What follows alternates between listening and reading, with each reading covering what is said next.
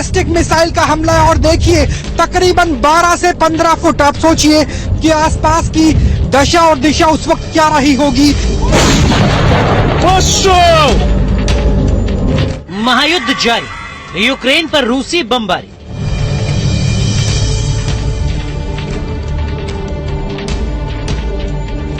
Donbas में रूस का डेडली वेपन। यूक्रेन में चारों तरफ तबाही का तांडव। जब यहाँ पर रॉकेट से मोटार से हमला किया गया तब बड़ी संख्या में लोग हताहत हुए होंगे। एक्टिव वॉर जोन पहुंचा न्यूज नेशन। यही अभी हमें अपने कवरेज को रोकना होगा। आगे कोशिश करेंगे ट्रेंचेस तक, फायर लाइन तक भी आपको दिखाएं कि डॉनबास की स्थिति क्या है, किस तरीके से जंग जारी है। अभी यहाँ से निकल लीजिए। रूस के साथ जंग में अब यूक्रेन का भूगोल बदल चुका है। 3 महीने पहले जो शहर वजूद में थे वो अब खंडर में तब्दील हो चुके हैं। मिसाइल, मोर्टार और टैंक हमलों से पूरे यूक्रेन में सिर्फ बर्बादी का मंजर है। शहर वीरान हो चुका है और मलबों का ढेर चारों तरफ पसरा हुआ है। मारियोपोल की तर्ज पर ही रूस यूक्रेन के दूसरे औद्योगिक इलाके डोनबास को अपने कब्जे में लेने की कोशिश में लगा है।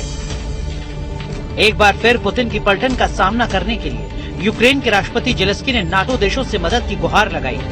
यूक्रेन की गुजारिश पर पोलैंड होवित्जर की मदद को तैयार है, लेकिन रूसी बमबारी के सामने यूक्रेन की सेना को मिल रही मदद के कोई मायने नहीं निकलते। डोनबास के साथ साथ यूक्रेन के कई शहर अभी भी पुतिन की आर्मी के निशाने पर है। बमबारी का सिलसिला थमा नहीं है, लेकिन उन्हीं एक्टिव वॉर जोन से न्यूज नेशन लगातार आपको दिखा रहा है तबाही के वो मंजर जिसे देखकर रूह थर्रा उठे। कभी भी दोबारा ऐसा हमला हो सकता है, दोबारा ऐसी स्ट्राइक की जा सकती है। और हमारे अनुवादक हमें लगातार कह रहे हैं, जो ट्रांसलेटर है, इंटरप्रेटर है, ड्राइवर है, वो लगातार कह रहे हैं कि यहाँ से आप निकल जाइए, जितना संभव हो उतनी जल्दी निकल जाइए। लेकिन क्रेटर की गहराई देखिए, कम से कम 15 फुट गहरा क्रेटर बना है और उसके आगे की स्थिति भी हम आपको दिखाने की कोशिश करेंगे बहुत तेजी से। मिसाइल, मोर्टार और टैंक के हमले से अभी भी दहल रहा है यूक्रेन। हर तरफ बर्बादी का मंजर है। लोगों की आशियाने मलबे में तब्दील हो चुके हैं। दीवारों पर रूसी हमले के जिंदा सबूत नजर आते हैं। अगर कुछ बचा है तो सिर्फ रूसी हमले का खौफ। रूसी सैनिक पूर्वी डोनबास क्षेत्र पर कब्जा करने के लिए लगातार कोशिश में जुटे हैं। रूसी सैनिकों के हमले में कई इमारतें और स्कूल पूरी तरह से तबाह हो चुके हैं। आज न्यूज नेशन रूस यूक्रेन जंग के सबसे खतरनाक वॉर जोन से आपको दिखाएगा तबाही की वो तस्वीर जिसे लेकर यूक्रेन के राष्ट्रपति जेलेंस्की ने भी कहा है कि डोनबास इलाके में रूसी आर्मी ने नरसंहार किया है। कि यहाँ पर रॉकेट्स को रखा जाता है, जिस रॉकेट लॉन्चर के जरिए आगे हमला किया जा रहा है वो रखा जाता है। वो तबाह और बर्बाद हो चुके हैं, खाली हो चुके हैं। और ये स्थिति है इस घर की, जिसे बाद में मिलिट्री ने अपने इस्तेमाल के लिए ले लिया। और देखिए कि पूरा का पूरा जो इलाका है वो जल चुका है, वो शेलिंग में आ चुका है, जमीन तक फट गई है। तो सोचिए कि कितना जबरदस्त यहाँ पर हमला हो रहा है, क्योंकि आखिरी घर, आखिरी गांव जहां कोई नहीं पहुंचा वहां पहुंचा है न्यूज नेशन। यूक्रेन के राष्ट्रपति जेलेंस्की का कहना है कि रूस यूक्रेन के शहरों को राख में बदलने की नीति पर काम कर रहा है। यहाँ नागरिकों की सामूहिक रूप से हत्या की जा रही है। अगर यही हाल रहा तो डोनबास में रूस का आक्रमण इस क्षेत्र को निर्जन बना सकता है। आज न्यूज नेशन उसी खौफनाक मंजर की तस्वीर दिखाएगा जहाँ रूसी सेना के कहर के सबूत मौजूद है। सिर्फ सबूत ही नहीं बल्कि हर बदलते वक्त में हो रही भीषण बमबारी। जो छत है वहां से मिसाइल गिरी और उसे तोड़ती हुई सारी बिल्डिंगों को, बिल्डिंग के साथ साथ जो कई बीच में लेंटर आए होंगे कई फ्लोर के, उसे तोड़ती हुई नीचे आ गई। यानी मलबा ही तकरीबन 1.5 फ्लोर के आसपास का मलबा है और 4 माले की पूरी इमारत है, जो ये मिलिट्री हेडक्वार्टर हुआ करता था इस पूरे के पूरे इलाके का, डोनबास क्षेत्र का।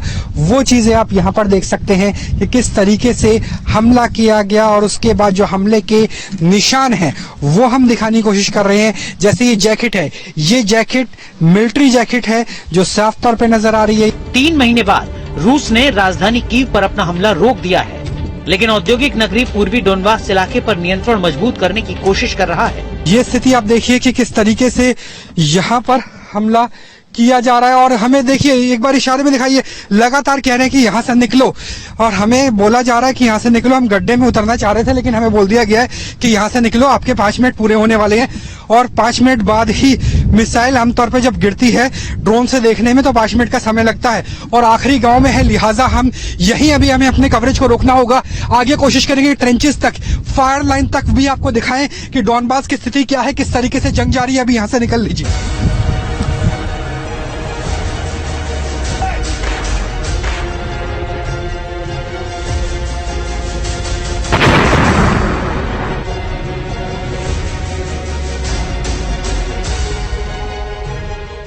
मारियोपोल के बाद डोनबास में रूसी कहर।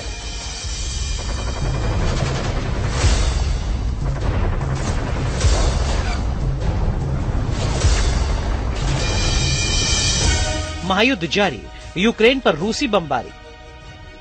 रूस यूक्रेन जंग के 3 महीने बाद अब डोनबास बन चुका है जंग का सबसे एक्टिव वॉर जोन, जहां रूस की तरफ से लगातार हमले हो रहे हैं। एक खबर के मुताबिक बीते 24 घंटे में रूस की तरफ से 17 हमले हुए हैं।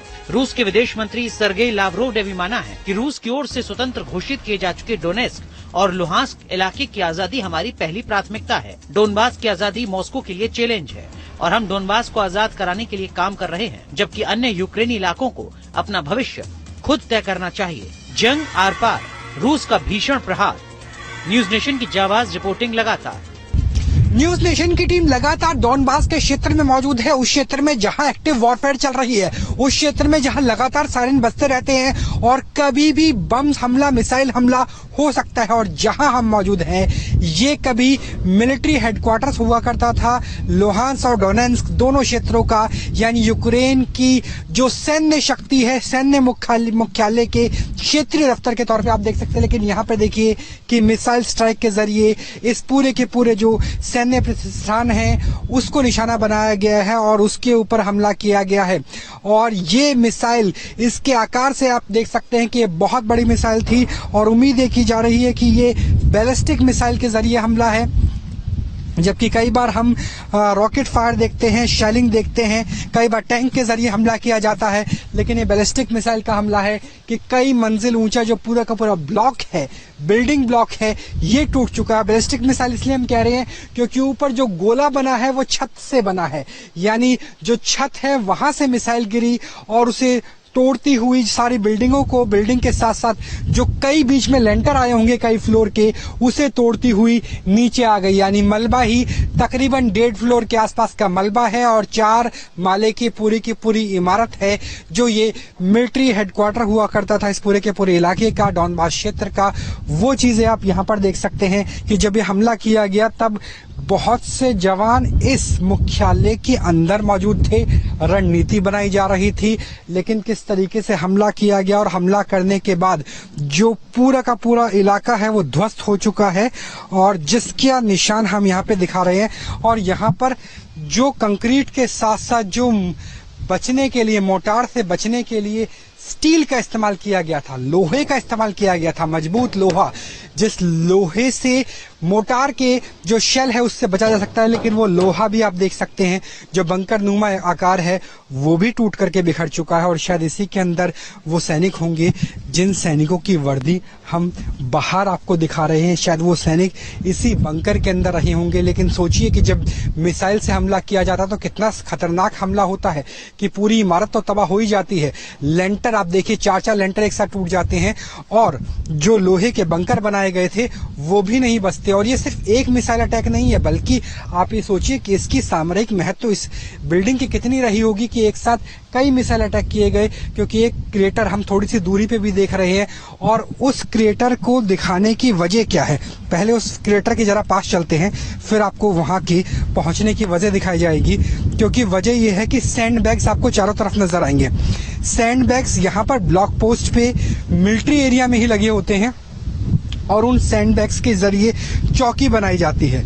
जो हमें जानकारी मिली है यहाँ पर एक चौकी थी और यहाँ पर एंटी एयरक्राफ्ट गन लगाई गई थी। जहां पर ये हमला हुआ है यहाँ पर एंटी एयरक्राफ्ट गन हुआ करती थी, जिसका जो निशाना थे वो रूस से आने वाले प्लेन बनाए जाते थे। खासतौर पे सुखोई 35 की बात करें, जो इंडियन सुखोई 30 MKI का सक्सेसर है, उस सुखोई 35 की बात करें, सबसे एडवांस प्लेन है रशिया का, उसे उड़ाने के लिए यहाँ पर एंटी एयरक्राफ्ट गन लगाई गई थी, कैनन लगाई गई थी, लेकिन उसे भी तबाह और बर्बाद कर दिया गया। तो ये तबाही पूरे के पूरा जो डॉनबास का मिलिट्री एरिया है, इसलिए हम लगातार आपको बता रहे हैं कि मिलिट्री एरिया को निशाना बनाया गया, और एक नहीं बल्कि कई मिसाइलों के जरिए निशाना बनाया गया। वो स्थिति हम यहाँ पे देख रहे हैं, क्योंकि इसके उड़ जाने के बाद जो एयर डिफेंस की पावर है वो काफी हद तक कम हो गई है, और वो चीजें हम यहाँ पे नजर आ रही है, क्योंकि जो ये शेल है ये तकरीबन 120 मिलीमीटर का रहा होगा अगर मेरी जानकारी ठीक है तो, और इसके जरिए जो हम बता रहे थे कि एंटी एयरक्राफ्ट गन है उससे निशाना बनाने की कोशिश की जा रही होगी जब मिसाइल आ रही होगी, या किसी एयरक्राफ्ट के जरिए जब मिसाइल छोड़ी गई होगी, क्योंकि ये आमतौर पर असॉल्ट राइफल का नहीं होता, इतना मोटा होता है। जब किसी हवाई जहाज को निशाना बनाया जाए 120 मिलीमीटर 110 मिलीमीटर, वो स्थिति हमें यहाँ पे नजर आ रही है। अंदर लेके चलते हैं, हालांकि हमारे अनुवादक ने कहा है कि अंदर से आप शूट मत कीजिएगा, क्योंकि अंदर अभी भी विस्फोटक हो सकते हैं। विकास जी बहुत जल्द जरा बच के आइएगा, और ये देखिए कि अंदर की स्थिति क्या है। अंदर की स्थिति और ज्यादा भयावह है। हमें उस कॉरिडोर में जाने से मना किया गया, क्योंकि वहां पे अभी भी डेड बॉडीज को हटाया नहीं गया है। वहां डेड बॉडीज हटाने का काम अभी शुरू नहीं हुआ है, लिहाजा हम उस तरफ नहीं जाएंगे। लेकिन आप छत से अंदाजा लगाइए, जो मिसाइल है दूसरे कॉरिडोर में, दूसरे ब्लॉक में फटी थी, और वहां तो सारा कुछ तबाह हो गया, लेकिन यहाँ भी लेंटर लगभग टूट चुका है, और जो सारी इमारत है वो चकनाचूर हो चुकी है। ऑफिस स्पेस यहाँ से नजर आएगी। कोशिश तो थी कि जितना हो सके उतना बचाया जाए, लेकिन मिसाइल जब हमला होता है तो कैसे बच पाते हैं। कांच देखिए कितना छोटे छोटे से कांच है, और इसका आकार देखिए, इसका आकार ऐसा है कि हल्का सा टच करेंगे तो ये शायद उंगली के अंदर घुस जाएगा और खून निकाल सकता है, और ऐसे कांच चारों तरफ फैले हुए। देखिए सबसे ज्यादा खतरा मिसाइल अटैक से अगर आप बच भी जाते हैं तो कांच से है, क्योंकि अगर इस तरह के कांच, आप ये सोचिए इसकी नोक देखिए कि किसी गोली जैसा है, अगर ये कांच बहुत तेज गति से आपके पास आएगा तो चाकू की तरह काम करेगा। अगर गले पे लग गया तो पूरा गला कट सकता है। और ऐसे कांचों से बचने के लिए जो खिड़की थी, खिड़की की ऊंचाई तक सैंडबैग रखे गए थे। लेकिन जब सोनिक बूम होता है, सोनिक बूम का अर्थ है कि जब किसी भी मिसाइल की रफ्तार ध्वनि से तेज होती है तो ये जो तमाम बहुत भारी बोरियां रखी हुई थी सैंडबैग सी कंक्रीट की, वो नीचे गिर जाती है, और उसके नीचे गिरने के बाद ये कांच अंदर आ जाता है, और उसके बाद हम नहीं जानते कि कितने लोग यहाँ पर हताहत हुए होंगे। यूक्रेन के सीमावर्ती इलाकों में बमबारी। न्यूज नेशन की टीम पूर्वी डोनबास इलाके में यूक्रेन के अंतिम सैन्य चौकी, जहां भीषण तबाही मची थी, यूक्रेन की सीमा का आखिरी गांव जो वीरान हो गया था, वहां मची महातबाही की गवाही अपने कैमरे में रिकॉर्ड की। न्यूज नेशन अकेला चैनल है जो डॉनबास पहुंच गया है। आसमान से हमारे ऊपर ड्रोन्स की निगाह है, और ये ड्रोन्स यूक्रेन के नहीं बल्कि रूस के हैं, क्योंकि हम आखिरी गांव में हैं, जो गांव पूरी तरीके से बर्बाद हो चुका है, लेकिन यहां अभी तक रूस की फोर्सेस नहीं पहुंच पाई है। और हमारे जो अनुवादक हैं, हमारे जो ड्राइवर हैं, वो गाड़ी मोड़ करके खड़े हैं, और उन्होंने कहा है कि अगर कुछ हुआ, अगर यहाँ पर आर्टिलरी फायर हुई तो हमें छोड़ के चले जाएंगे। फिलहाल आपको तस्वीरें दिखाते हैं कि कहाँ पे हम मौजूद हैं। यहाँ की जमीन भी काली पड़ चुकी है, और हमें 4 से 5 मिनट में यहाँ से निकलना होगा, क्योंकि इतना ही वक्त होता है जब यूक्रेन की जो धरती है जहां पर हम मौजूद हैं, यहां से मिसाइल स्ट्राइक हो सकती है। और क्रिएटर देखिए कि कितना बड़ा क्रिएटर है, ये बैलिस्टिक मिसाइल का हमला है, और देखिए तकरीबन 12 से 15 फुट। आप सोचिए कि आसपास की दशा और दिशा उस वक्त क्या रही होगी। जितना बड़ा क्रिएटर आपको तस्वीरों में नजर आ रहा है, और ये जताने के लिए, बताने के लिए काफी है कि जहां हम मौजूद हैं यहाँ पर कभी भी दोबारा ऐसा हमला हो सकता है, दोबारा ऐसी स्ट्राइक की जा सकती है। और हमारे अनुवादक हमें लगातार कह रहे हैं, जो ट्रांसलेटर है, इंटरप्रेटर है, ड्राइवर है, वो लगातार कह रहे हैं कि यहाँ से आप निकल जाइए, जितना संभव हो उतनी जल्दी निकल जाइए। लेकिन क्रेटर की गहराई देखिए, कम से कम 15 फुट गहरा क्रेटर बना है, और उसके आगे की स्थिति भी हम आपको दिखाने की कोशिश करेंगे बहुत तेजी से, क्योंकि रूस के ड्रोन जो नजर रखे हुए हैं, अगर उन्हें लगे धमाका हुआ है, तेज धमाका हुआ है, पास में आवाज आई है अभी, और मोटार लगातार दागे जा रहे हैं। तकरीबन 5 मिनट का समय लगता है जब रूस के ड्रोन्स सूचना वहां भेजते हैं और उसके बाद मिसाइल यहां गिरती है। तो 5 मिनट से कम समय में हमें यहां से निकल जाना होगा, क्योंकि हम नहीं जानते कि उनका रेजोल्यूशन कितना है। वो समझ पा रहे हैं कि ये हम यूक्रेन के सैनिक नहीं हैं, हम इंडिया के जर्नलिस्ट हैं और न्यूज नेशन अकेला चैनल है जो डॉनबास के आखिरी गांव में पहुंचा है। और ये देखिए किस तरीके से यहाँ पर जो ग्रामीण क्षेत्र है उसकी जो तमाम इमारतें हैं, जो तमाम घर है, वो तबाह और बर्बाद कर दिए गए।